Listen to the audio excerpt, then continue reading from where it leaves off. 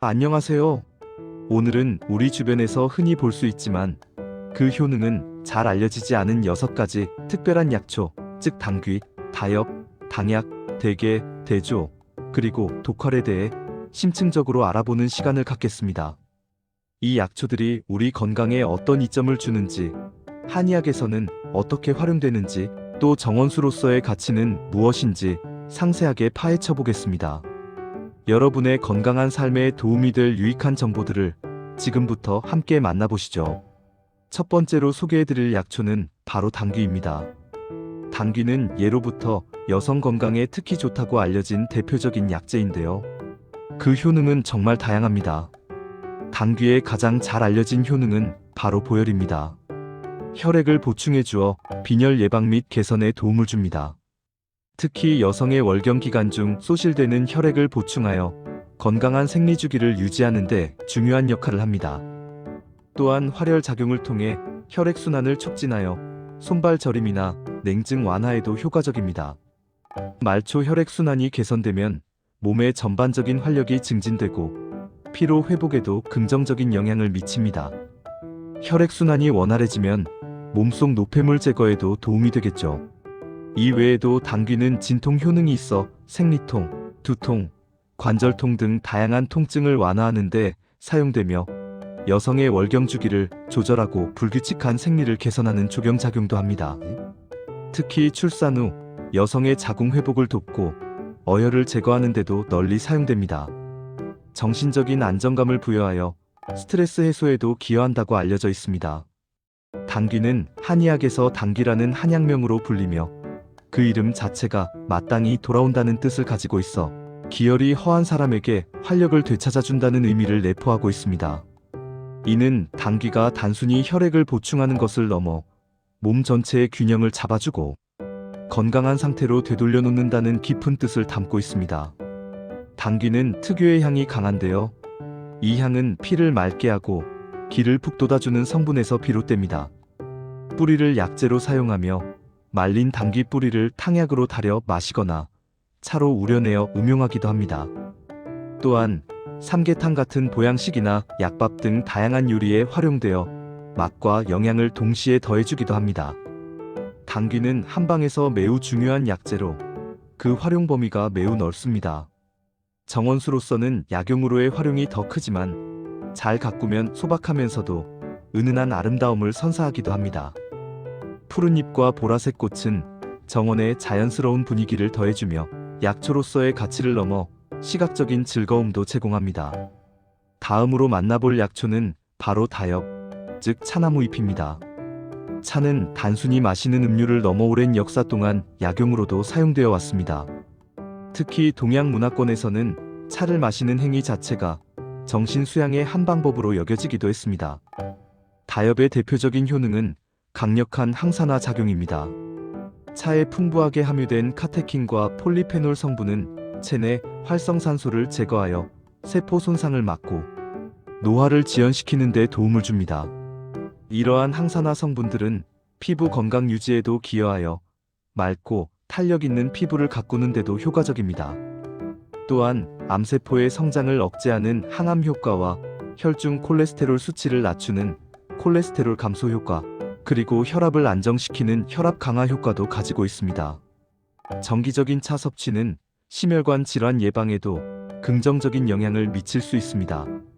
더불어 차에 함유된 카페인은 정신을 맑게 하고 집중력을 향상시키는 데 도움을 주며 태아닌 성분은 마음을 안정시켜 피로 해소와 스트레스 완화에도 효과적입니다. 차 한 잔이 건강에 이렇게나 이롭다는 사실 놀랍지 않나요? 다엽은 차나무의 잎을 가공하여 만든 것으로 가공 방식과 발효 정도에 따라 녹차, 홍차, 우롱차, 백차, 보이차 등 다양한 종류의 차로 탄생합니다. 각 차마다 독특한 맛과 향, 그리고 미묘하게 다른 효능을 가지고 있습니다.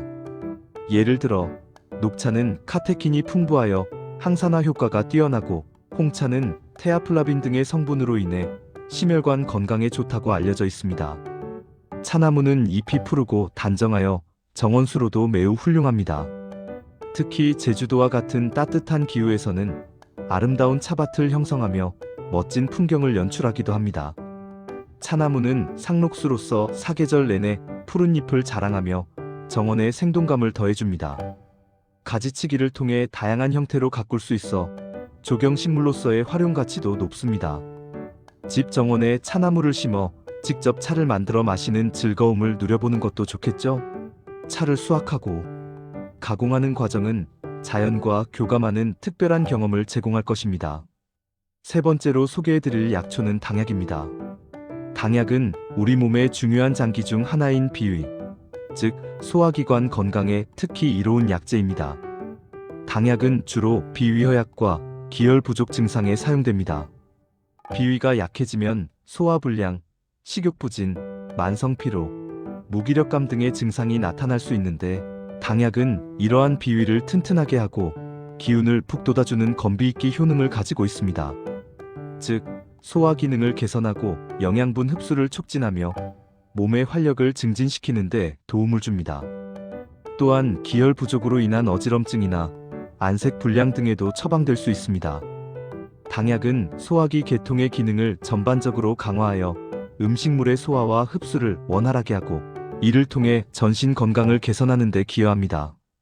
한약명 역시 당약으로 불리며 이름에서 알 수 있듯이 몸의 기운을 보충하는 중요한 역할을 합니다.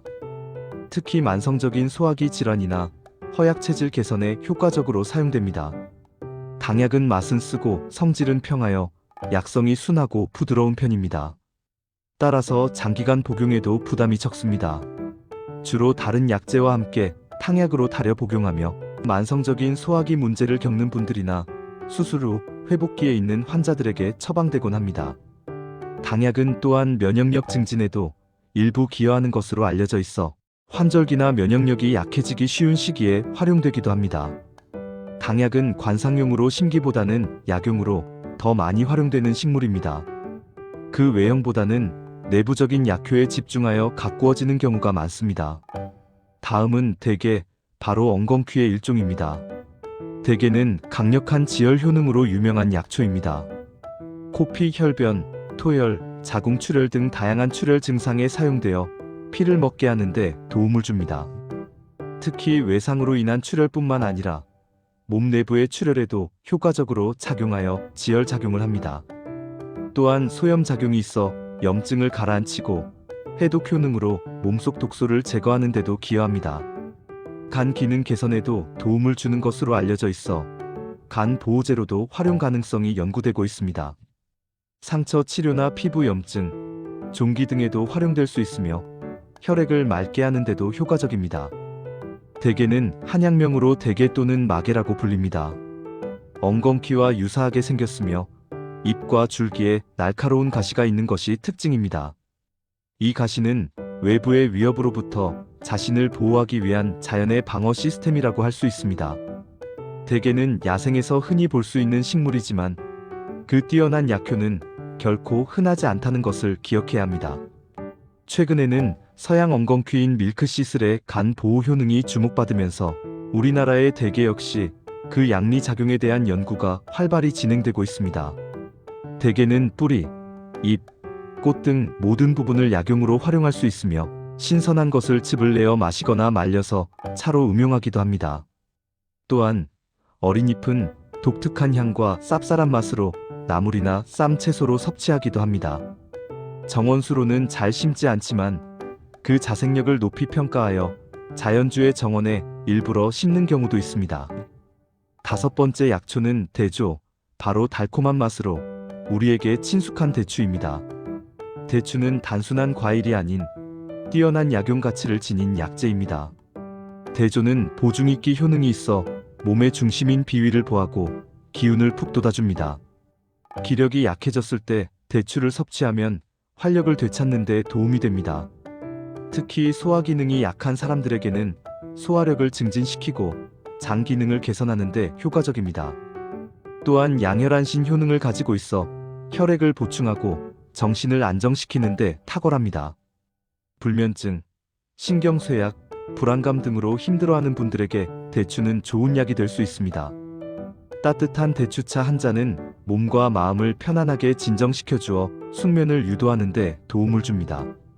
한약명은 대조로 우리에게는 대추라는 이름이 더 익숙합니다. 대추는 단맛이 강하고 영양가가 풍부하여 예로부터 약재뿐만 아니라 식재료로도 널리 사용되어 왔습니다. 비타민, 미네랄, 식이섬유 등이 풍부하게 함유되어 있어 영양 간식으로도 훌륭합니다. 차, 약밥, 삼계탕, 수정과 등 다양한 요리에 활용되어 맛과 영양을 동시에 더해주죠. 특히 한방에서는 다른 약재들의 강한 성질을 중화시키고 조화롭게 만드는 감화작용을 하여 중요한 역할을 합니다. 대추나무는 정원수로서의 가치도 매우 높습니다. 봄에는 은은한 꽃을 피우고 여름에는 푸른 잎으로 시원한 그늘을 제공하며 가을에는 붉게 익은 열매가 주렁주렁 매달려 아름다운 풍경을 연출합니다. 특히 가을철 붉게 물든 대추나무는 그 자체로 한 폭의 그림과 같아서 많은 분들이 정원수로 선호합니다. 병충해에 강하고 비교적 기르기 쉬워 정원이나 밭에 심기에 적합합니다. 정원에 대추나무를 심으면 건강한 열매도 얻고 아름다운 경치도 감상할 수 있으니 일석이조의 효과를 누릴 수 있습니다. 직접 수확한 대추로 차를 끓이거나 말려서 간식으로 즐기는 소소한 행복은 이루 말할 수 없을 것입니다. 마지막으로 소개해드릴 약초는 독활입니다. 독활은 주로 통증 완화에 탁월한 효능을 보이는 약재입니다. 독활의 가장 대표적인 효능은 거풍습입니다. 이는 몸속의 풍습, 즉 바람과 습기로 인해 발생하는 통증과 저림, 증상을 제거하는 데 도움을 준다는 의미입니다. 특히 허리, 무릎 등 하반신의 관절 통증과 신경통에 효과가 좋습니다. 나이가 들면서 나타나는 퇴행성 관절염이나 신경통으로 고생하는 분들에게 독활은 좋은 대안이 될 수 있습니다. 또한 지비통 효능이 있어 마비 증상과 통증을 완화하는 데 기여합니다. 독활은 풍한습으로 인한 근골격계 통증, 특히 하체의 냉증과 통증에 효과적이며 팔다리가 저리거나 근육통이 심할 때도 사용됩니다. 한약명은 독활로 홀로 살아간다는 뜻을 가지고 있습니다.